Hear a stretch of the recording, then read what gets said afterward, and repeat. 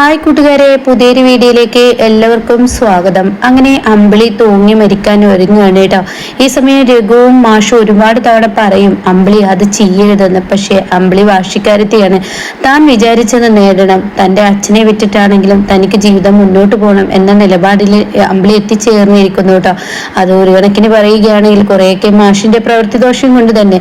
കാരണം അമ്പിളി മാത്രം രക്ഷപ്പെടാൻ അനുവദിക്കുന്നില്ല എന്ന തോന്നൽ അമ്പിളിക്കുള്ളിൽ വന്നിരിക്കുന്നു കേട്ടോ. അങ്ങനെ അമ്പിളി തൂങ്ങി മരിക്കാൻ ഒരുങ്ങുമ്പോൾ മാഷ് പറയുന്നു, പൊന്നുമോളെ, ഞാൻ എനിക്ക് വേണ്ടി എന്ത് ചെയ്തു തരാൻ ഈ അച്ഛൻ തയ്യാറാണ്, എന്തിനാണ് നീ ഇങ്ങനെയൊക്കെ ചെയ്യുന്നത്? അത് കേട്ടോടെ തന്നെ അമ്പിളി പറയണേ, എൻ്റെ ഭർത്താവ് മറ്റുള്ളവരുടെ കീഴിൽ പണിയെടുക്കുന്നത് എനിക്കിഷ്ടമല്ല, എനിക്ക് സ്വന്തമായ ഒരു ബിസിനസ് വേണം എന്നുള്ള ആവശ്യം അമ്പിളി പറഞ്ഞ ഉടനെ അതിന് ഞാൻ എന്താ ചെയ്യേണ്ടത് എന്ന് പറഞ്ഞ ഉടനെ അമ്പിളി പറയണേ, ഈ വീടിന്റെ പാതി ഷെയർ എനിക്ക് തരണമെന്ന് കേട്ടോ. അത് കേൾക്കുന്ന രഘു, അമ്പിളി നീ ഓരോന്ന് വായിൽ തോന്നിയത് വിളിച്ചു പറയരുത്, കുറെയൊക്കെ പ്രശ്നത്തിന് തുടക്കം കുറിക്കുന്നത് നീ തന്നെയാണ്. എന്തിനാണ് ഇങ്ങനെയുള്ള കാര്യങ്ങൾ നീ പറയുന്നത്? അമ്മാവിന് അങ്ങനെ നിന്റെ പേരിൽ മാത്രം ഇതിന്റെ പാതി സ്വത്ത് എഴുതിത്തരാൻ പറ്റില്ലല്ലോ, അത് നീ ഓർക്കണം അമ്പിളി. അത് നീ എന്താ മനസ്സിലാക്കാത്ത അമ്പിളി? എന്താ അമ്പിളി ഇങ്ങനെയൊക്കെ പെരുമാറുന്നത്? നിന്റെ അച്ഛൻ 5 മക്കളുടെ അച്ഛനാണെന്നുള്ളത് നീ മറന്നുപോയോ?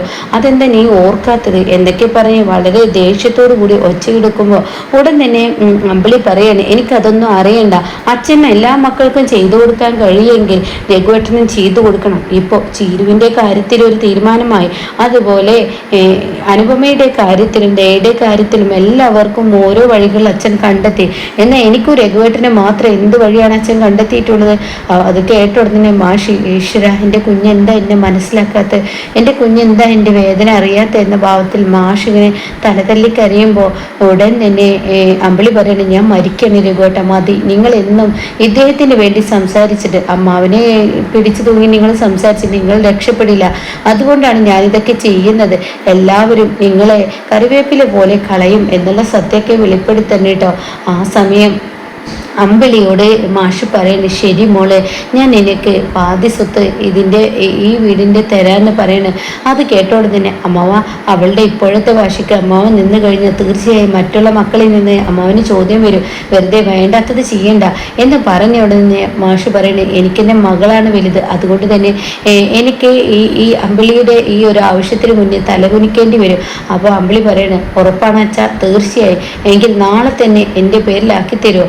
അത് കേട്ട ഉടനെ മോളെ അമ്പിളി എന്ന് പറയുമ്പോൾ രഘു ഒരേടെ, അമ്പിളി ഇങ്ങനെയൊന്നും ഒരിക്കലും ചെയ്യരുത് കേട്ടോ എന്ന് പറയുന്നുണ്ട് കേട്ടോ. അങ്ങനെ അമ്പിളിയോട് ഓക്കെ എന്ന് മാഷ് പറയുന്നത് കൊണ്ട് തന്നെ അമ്പിളി മരണത്തിൽ നിന്നും അങ്ങ് പോന്നിരിക്കുകയാണ് കേട്ടോ. എന്നാൽ ഈ സമയം സുശീല നടക്കുന്ന വഴി മൊത്തത്തിൽ ഇരുണ്ട് കയറുന്നു. തനിക്കാണെങ്കിൽ കണ്ണിൽ മഞ്ഞ ബാധിച്ചതുപോലെ തോന്നുന്നു, താൻ വല്ലാതെ ഒറ്റപ്പെട്ടതുപോലെ. തനിക്ക് ആ ഒരു കട സ്വന്തമാക്കാൻ കഴിയുന്ന പ്രതീക്ഷ, താൻ എവിടെ ചെന്നാലും വാതിലുകൾ കൊട്ടിയടയുന്നു. ഈശ്വര, ഹർഷ എന്ന വൻമരം വീണപ്പോൾ തനിക്ക് ആരുമില്ല എന്നുള്ള തോന്നൽ തന്നിൽ വന്നിരിക്കുന്നു. അങ്ങനെ സുശീല ഇടനെഞ്ച് പൊട്ടുന്ന വേദനയുമായി സുശീല നേരെ ഹർഷയുടെ മുന്നിലോട്ട് ചെല്ലുമ്പോൾ ഹർഷ കണ്ണും തുറന്ന് കിടക്കുന്നത് കാണുന്നു കേട്ടോ. അത് കാണുന്ന സുശീല ഒന്ന് സന്തോഷിച്ചു. തൻ്റെ ഹർഷ കണ്ണു തുറന്നു. ഹർഷേ, നീ കണ്ണു തുറന്നോ? ഹർഷേ, നീ സംസാരിക്കുമോ എന്നൊക്കെ ഇങ്ങനെ നിർത്താതെ ചോദിച്ചുകൊണ്ടിരിക്കുകയാണ്. അപ്പോൾ ഈ സമയം ഹർഷയാണെങ്കിലോ ഇങ്ങനെ കണ്ണും തുറന്ന് ഇങ്ങനെ ഷോക്കടിച്ചതുപോലെ ഇങ്ങനെ കിടക്കുന്നത് കാണുമ്പോൾ, ഹർഷേ, നീ ഒന്ന് കണ്ണ് തുറക്കടി, നീ ഒന്ന് സംസാരിക്കടി, നീ ഇല്ലാതെ സുശീലയ്ക്ക് കഴിയില്ല. കാരണം അനുപമ എന്നെ തോൽപ്പിച്ചുകൊണ്ടിരിക്കുന്നു.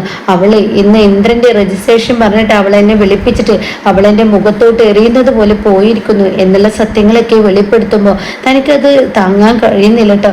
ഹർഷ, നീ ഒന്ന് കണ്ണു തുറക്ക ഹർഷേ, നീ ഇല്ലെങ്കിൽ എനിക്ക് കഴിയില്ല, എന്തെങ്കിലും വഴികൾ പറഞ്ഞു തരുമോ എന്നൊക്കെ ഇങ്ങനെ പറഞ്ഞും കൊണ്ടിരിക്കേ ഹർഷ ഒന്നും മിണ്ടുന്നില്ല കേട്ടോ. ആ സമയമാണ് രവി അങ്ങോട്ടേക്ക് വരുന്നത്.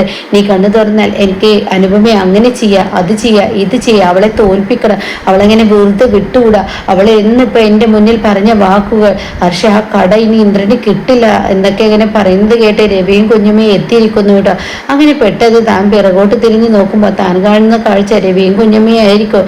ഒന്ന് ഷോക്കായെങ്കിലും തൻ്റെ പിടിവാശി ജയിക്കുമെന്ന് പ്രതീക്ഷയോട് കൂടി നിൽക്കുമ്പോൾ ഉടൻ തന്നെ രവി അങ്ങ് സുശീലയെ ആട്ടിവിടുന്ന വാക്കുകളാണ് കേട്ടോ. നിങ്ങളും ഹർഷയും കൂടി ആ അനുപമ എന്ന സ്ത്രീയോട് ചെയ്തു കൂട്ടിയ പ്രവർത്തിക്കായിരിക്കും എൻ്റെ ഹർഷയ്ക്ക് ഇന്ന് ദൈവം ഈ ശിക്ഷ വിധിച്ചത്. അതുകൊണ്ട് ഇനി ഒരു ശിക്ഷ വിധിക്കാൻ ഞാൻ സമ്മതിക്കില്ല. ഹർഷ ഇനി നേരായിക്കോട്ടെ.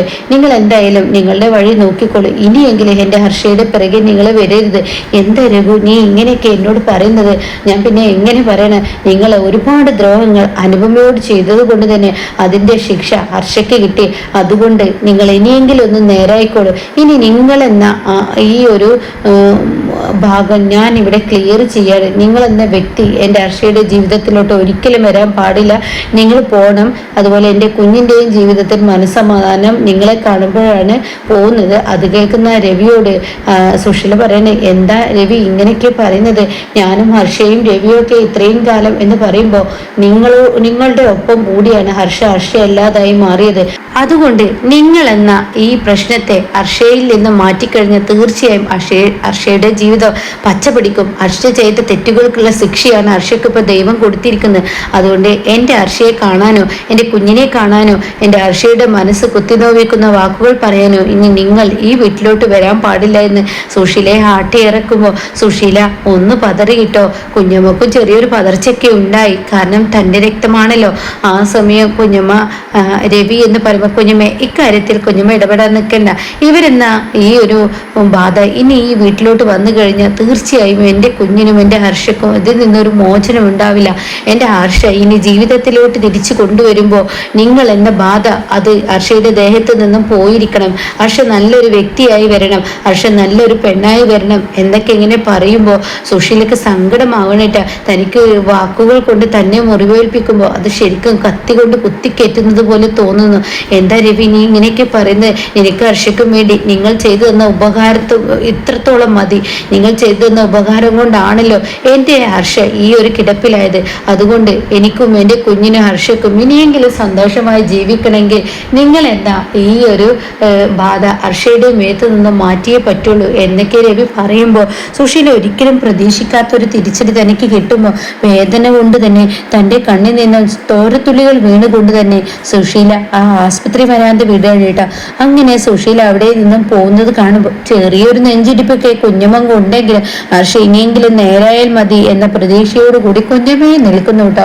അങ്ങനെ സുശീല പൊട്ടി കരഞ്ഞും കൊണ്ട് അവിടെ നിന്നും പോവാണ്. സുശീല ഭീതി സുശീലയുടെ ഉള്ളിൽ വീഴുന്ന ആ വിധത്തിൽ സുശീല അവിടെ നിന്നും പോകുന്നു കേട്ടോ. എന്നാൽ ധനനാണെങ്കിൽ കാര്യങ്ങളൊക്കെ ഇങ്ങനെ വന്നിട്ട് പറയാണ്, ഞാനൊരു കാര്യം പറയട്ടെ, സത്യത്തിൽ ഇത് ഇന്ദ്രന്റെ കുഞ്ഞ് തന്നെയാണോ എന്ന് പോലും എല്ലാവർക്കിടയിൽ തോന്നുന്ന ആ ഒരു പ്രവൃത്തിയാണ് അവിടെ ഉണ്ടായിരിക്കുന്നത് എന്ന സത്യം വെളിപ്പെടുത്തുമ്പോഴാണ് ദയയും വനിതയും അങ്ങോട്ടേക്ക് കയറി വരുന്നത്. ധനേട്ടൻ വായിൽ തോന്നിയത് വിളിച്ചു പറയുമെങ്കിലും കൂടി അയാളെ പറയുന്ന ചില കാര്യങ്ങളിലൊക്കെ സത്യമുണ്ടെന്ന് ഇവിടെ ദയയും മനസ്സിലാക്കണം കേട്ടോ. അങ്ങനെ ഇനി 25 ലക്ഷം കിട്ടാൻ വേണ്ടി ഇന്ദ്രൻ നെട്ടോട്ടമോടുകയും പിന്നീട് ഈ കടയുടെ കാര്യത്തിൽ ഒരു തീരുമാനമെടുക്കുകയും എന്നാൽ അമ്പിളി തന്നെ കുബുദ്ധി ഉപയോഗിച്ച് ഓരോന്ന് ചെയ്തു കൂട്ടുമ്പോൾ അതിലേറെ വലിയ പ്രശ്നങ്ങളാണ് കേട്ടോ ഇനി ഉണ്ടാവാൻ ഇരിക്കുന്നത്.